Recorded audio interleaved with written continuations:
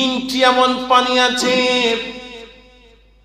যেই পানির মর্যাদা আল্লাহর কাছে অনেক বেশি, নবীর কাছে অনেক বেশি।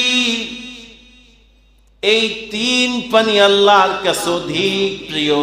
এই তিন পানি যার কাছে থাকবে, এই তিন পানির মর্যাদা যে অর্জন করতে পারবে, আল্লাহ রাব্বুল আলামিন তাকে বেহেশতের মালিক বানায় দিবেন।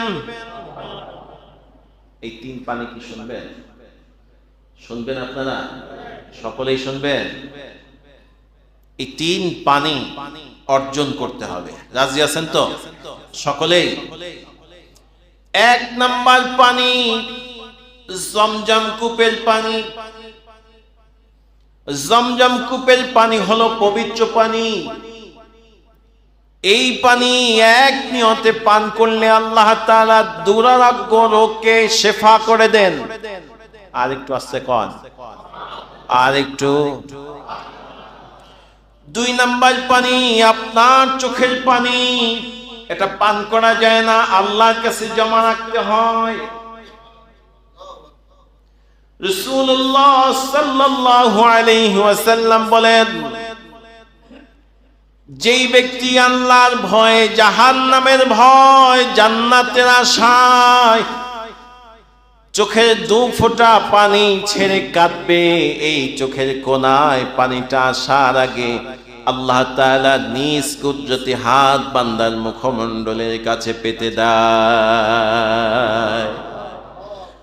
আল্লাহ তাআলা নিজে পানিটার হেফাজত করে ফেরেশতাদেরকে বলেন, ফেরেশতারা বান্দা আমার ভয়ে কেঁদেছে, জাহান্নামের ভয় কেঁদেছে, জান্নাতের আশায় কেঁদেছে, আমার নাজ নেয়ামত ভোগ করে মোনাজাত করে আমার নাজ নেয়ামতের শুকরিয়া আদায় করতে গিয়ে কেঁদেছে।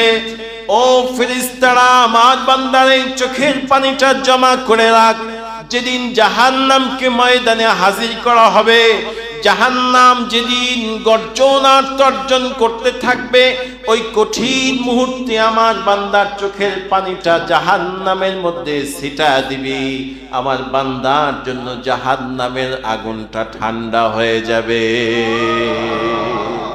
ও বন্ধু, আমরা নেতার জন্য কেঁদেছি, নেত্রীর জন্য কেঁদেছি, সম্পদের জন্য কেঁদেছি, আত্মীয়র জন্য কেঁদেছি, স্বজনের জন্য কেঁদেছি, কিন্তু নিজের জাহান্নামের জন্য একদিনও কাঁদতে পারি না। কথা বলেন ঠিক কিনা? যে ব্যক্তি বেশি বেশি জাহান্নামের ভয়, আল্লাহর ভয়ে চোখের পানি ফেলে কাঁদতে পারবে, তার জন্য জাহান্নামের আগুনকে আল্লাহ তাআলা হারাম করে দিবেন। কে হারাম করবে? তৃতীয় নাম্বার পানি হলো হাউজে কাউসারের পানি। যে ব্যক্তি হাউজে কাউসারের পানি একবার পান করতে পারবে, তার জন্য আল্লাহর জান্নাত ওয়াজিব হয়ে যায়।